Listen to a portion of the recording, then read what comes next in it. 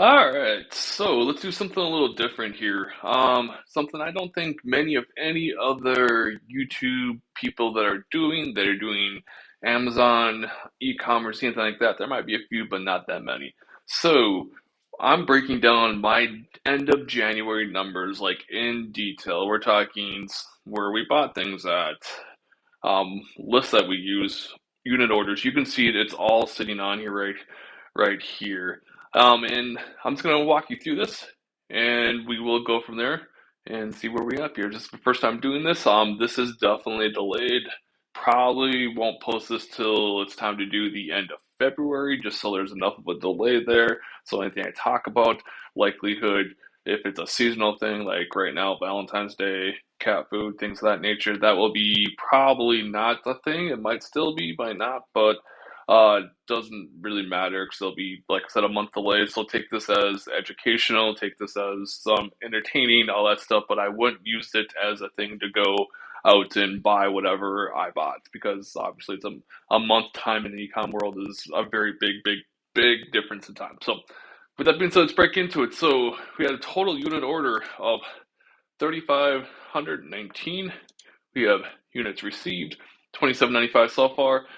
There's just some stuff at the end of the month that I bought this last week that are just now starting to show up, so there's a delay of that. There's about 100 units of stuff that I'm just kind of delaying pushing in because we have 100 plus in, so I don't want to have those go in too quickly and just sit there.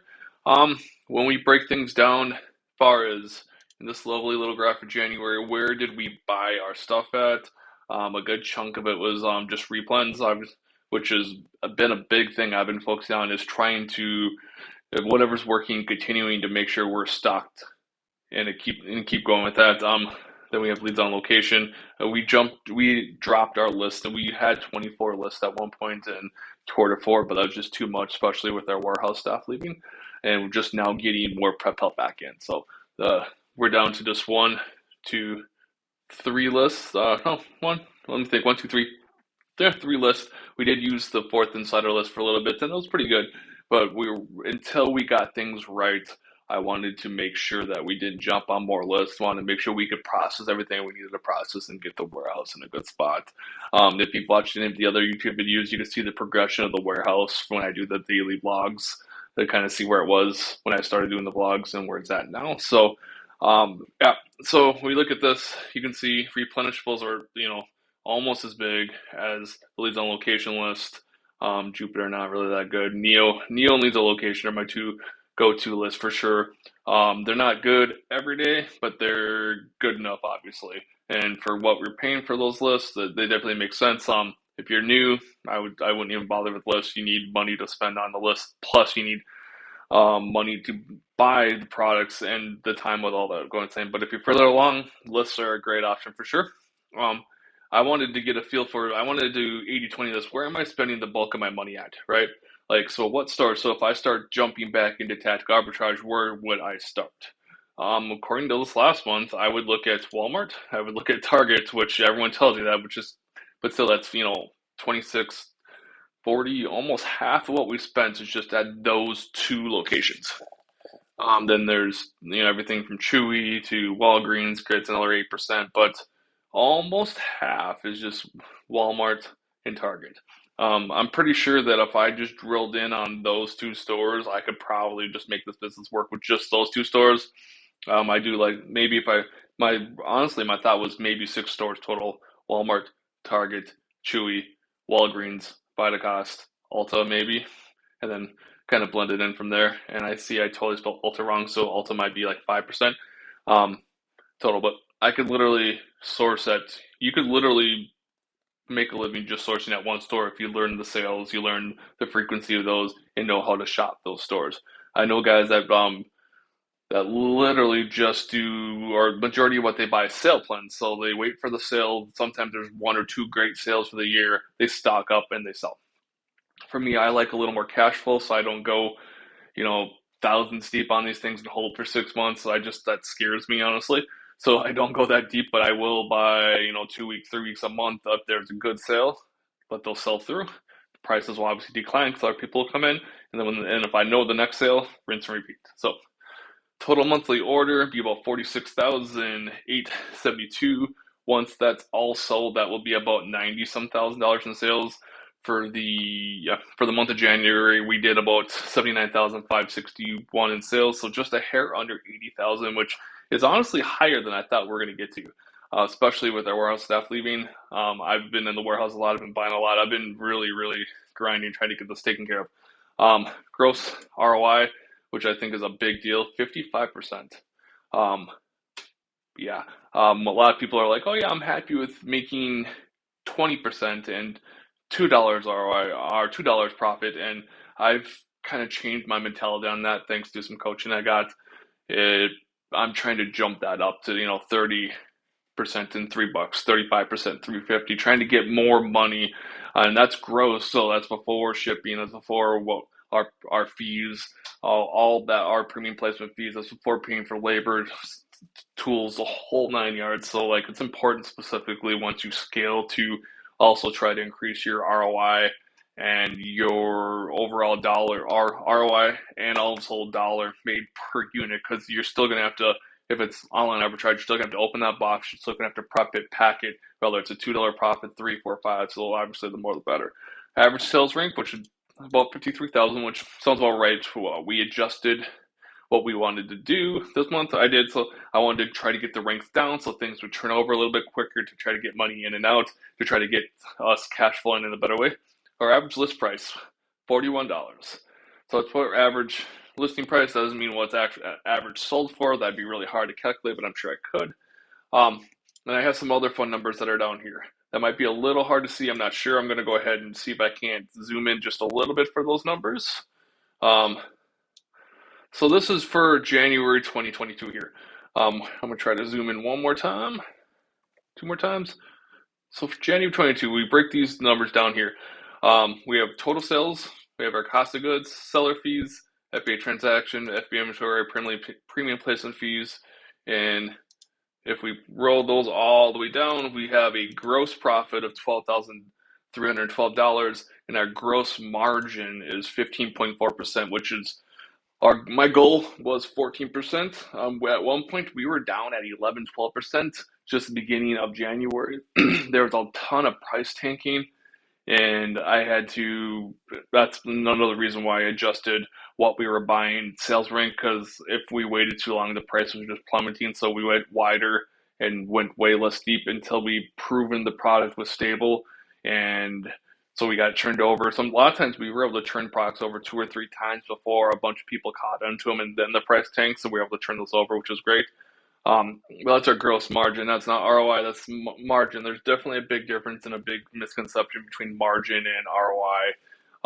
So knowing my gross margin now allows me to know, okay, how much do I have to spend to be able to cover what needs to be done in the business.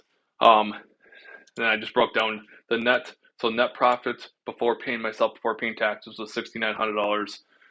Total profit, yep, and then gross sales of that. So we got about 8.7%, which my goal is usually 8 to 10%. So we did really well with that. Most businesses, once you start hitting that $1 million range, is very inefficient. And if you can sit somewhere in the 8 to 12, to ideally closer to 9 to 10%, you're running a pretty healthy business. So basically, this 12,000, after paying for supplies, tools, all that stuff, broke down to being net. Also some returns and storage fees, inbound shipping, all that stuff broke down to being about 6,900. So 15.4 down to 8.7% net, which left at $6,900 to pay myself, pay my taxes, and have a little bit extra this month, which is fantastic. And I'll break that down. Actually, let me zoom this out. I'm going to go over to how we track this stuff, which is just kind of how we do it. It's not necessarily the best way. It's not official accounting, nothing of that nature. It's how we just keep a pulse of what's going on in the business. We use a sheet known as a profit first sheet. For a lot of you that have read the profit first book, we run something very similar. So this is a breakdown of what it looked like for this last pay period. So for me, I pay myself. We're an S corp, so I pay myself what I need to pay, what I would pay someone else to kind of run this roughly, which I figured that's about $35,000. I could probably get someone in here to run, at least do the buying, do basic shipping, training, things like that. So that's what this breaks down to being per payout or twice a month. Taxes, I'm figuring about 11% of everything of real revenue, 11%. And so we got that right there. And we have operating expenses. That's what per pay period, what on average it costs for rent, for internet, for boxes, for tape, for heat, water, everything that's running, tactical arbitrage, ACEs, and like um car payment, car insurance, like the whole 9 yards. That's broken into per payout what we got to cover. So what we have to cover every pay period is about 35.81 right now. And you can see that we covered that and made an extra 17.69, which could be used to pay inventory down, could be used to, we're looking at potentially jumping back into the tribe coaching session again, which that could cover that. Or it could just be extra money I set aside in case things are a little more turbulent on this next payout, which could happen. Things in e-commerce are never static. This fluctuates. If you were to look at 130 versus 116, it's a very different story. As you can see, not nearly as profitable. Didn't even cover everything I needed to cover. I paid myself less than what I normally would because that's the reality. If you're the owner, um, you're the last one to actually get paid. You're the last one to actually do things. So I had to cover my operating expense. Had to obviously pay the taxes, all that fun stuff, and we barely. I was $250 under what I would need to pay myself. And I'm even break down this a little further. We're going to look at this is my 2022 projected operating expenses. I'm going to zoom in just a hair more so you can literally see. This is how I'm able to keep a pulse on what's going on. I know I've literally taken every expense that I could literally think of. Over here is a little different. This is what I was projecting when I'm moving, because we're going to be moving at some point. There's that. So I literally break down pro subscription, legal retainer. That's for IP claims, things like that. So I just basically anticipate I'm going to have to pay $150 plus that per month for legal, Helium 10 for when I'm working on PL stuff, a repricer, Google Drive, tactical arbitrage. Actually, that's $59.99 now. They actually dropped their price, boxed, put Spotify in there for the warehouse, Audible, seller replay, pay that for the year. So gas, food, I allow a little bit of budget for that. So if just paying for the gas for the company vehicle, paying for food occasionally while I'm out, things like that, warehouse supplies, liability, you get the idea. All of this stuff comes down. Warehouse is $8.99. Heat, that's one of our bigger expenses. Obviously, it's almost with these two, that's a third of our expenditure for almost a third. Yeah, about a third of what we pay in total just to have a space available to do that. So warehouse internet, the Ford Flex, which is the company vehicle. You get the idea. We're breaking it RO, which I got to get rid of RO actually because I'm using a different repricer, tactical bucket. I got to decide if I'm going to keep that. Data drive, I am keeping that. You get the idea.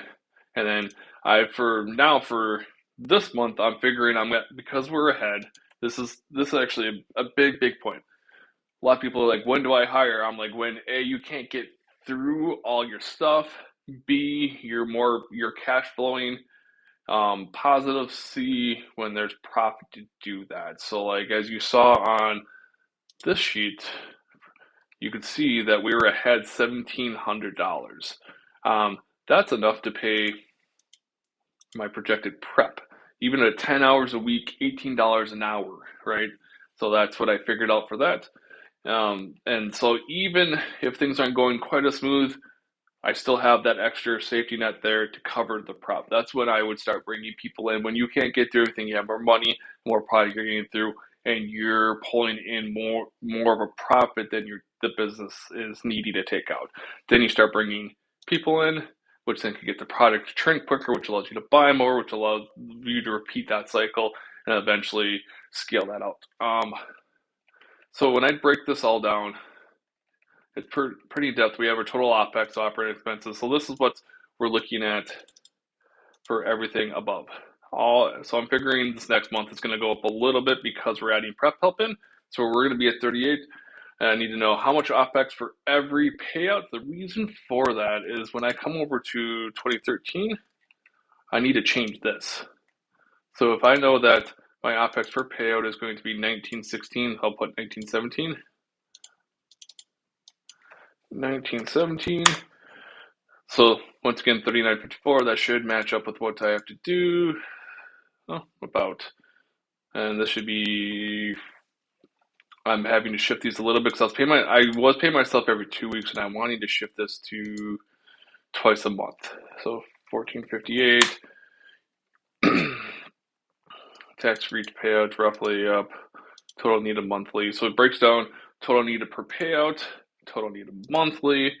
And how I'm figuring that out, total needed monthly, I'm literally just adding everything up. I'm going, okay, we got total up for monthly, total amount I have to pay myself every month, total tax needed, and that breaks down to what we're going to need roughly monthly. And I can literally go, I won't do that right now.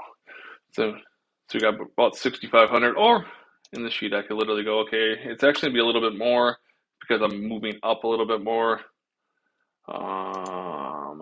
Yeah, figure I have to adjust this because I just adjusted everything else. So if we go total needed monthly, we're going to take equal sum. We're going to take my total OPEX plus this plus this plus this plus that again. So about 7,400. So it is absolutely up a little bit higher than previously, and that's okay. But you can see I literally just took my total operating expense. I took what I pay myself twice, taxes for that as well.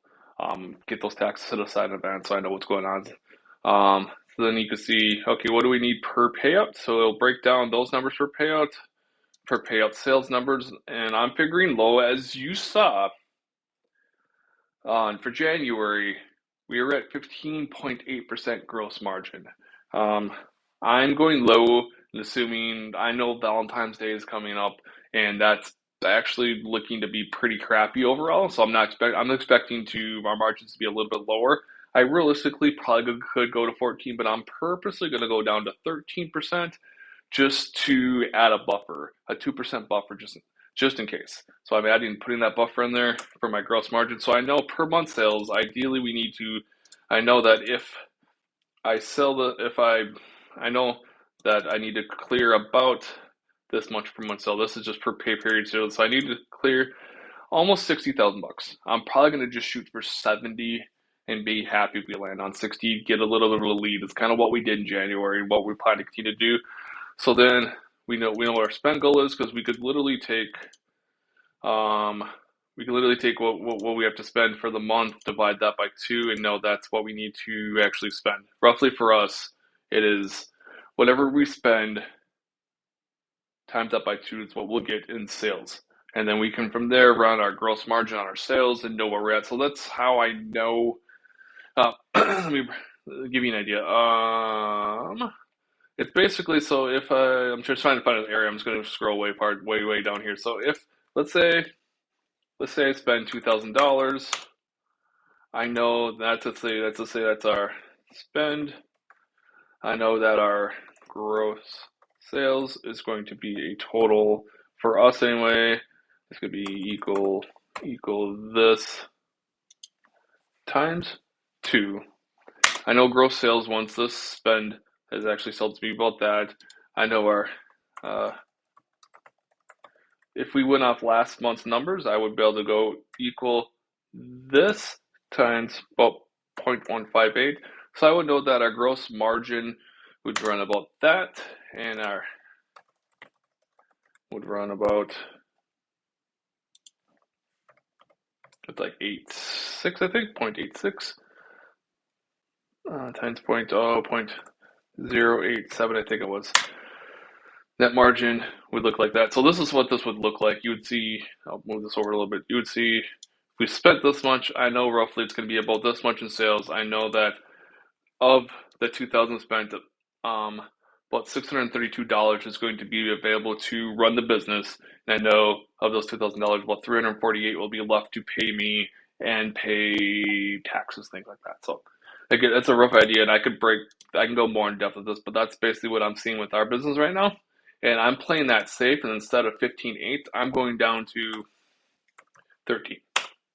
And I'm going to figure instead of 8.7, I'm going to figure a straight 8.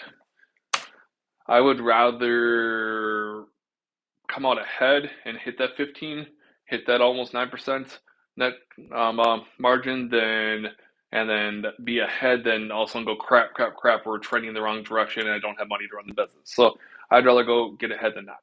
So that's literally, we broke those numbers down. So I know that per month I need to sell about this much.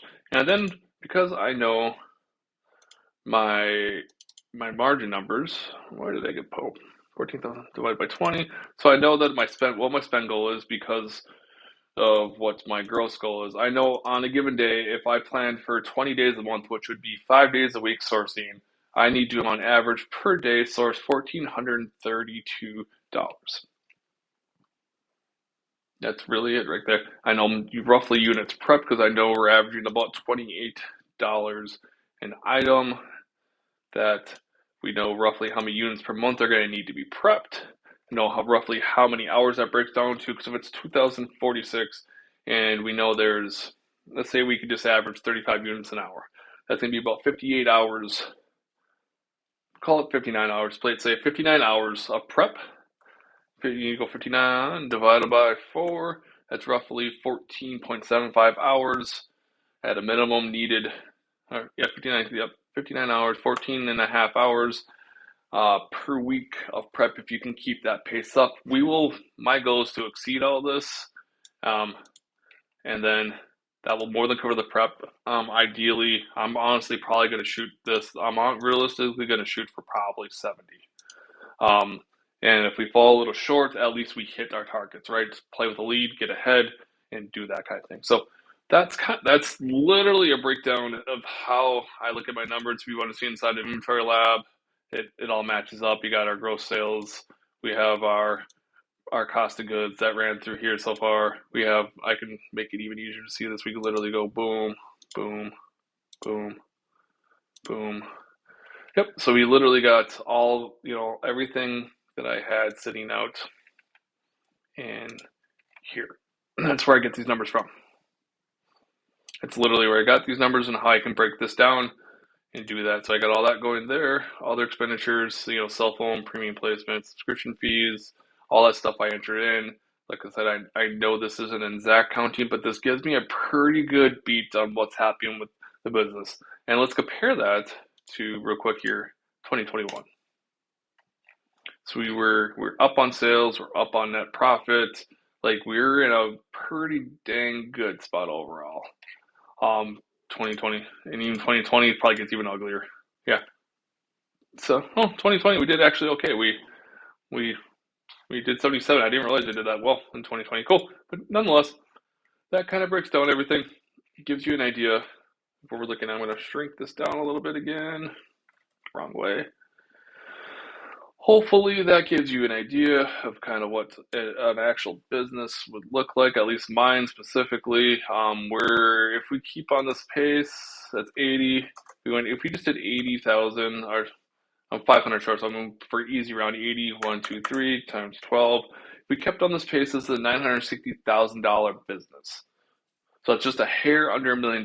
And honestly, we didn't do anything special. We bought consistently. We shipped consistently.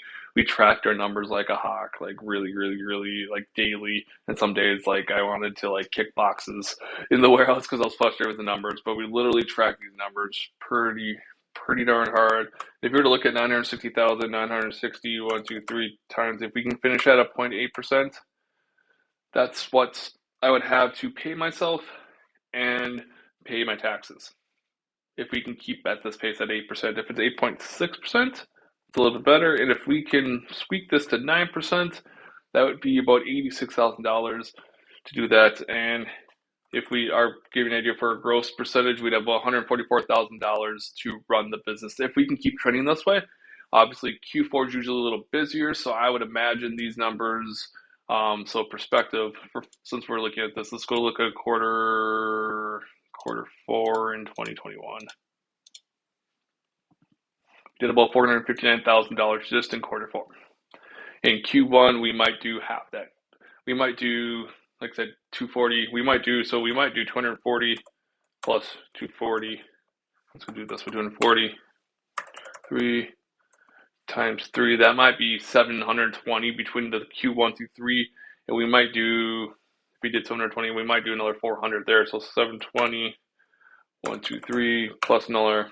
Let's just go low now. Let's just say I did 400. That'd be about 1.12, yeah, $1.1 million business right there. That's how that happens. And if you go one, yeah, you go 1, 1, 1, 2, 3, right, times 0.08. I don't know if I'm doing something wrong. Obviously, I think I need one more zero on that, times 0.08. That would be $88,000.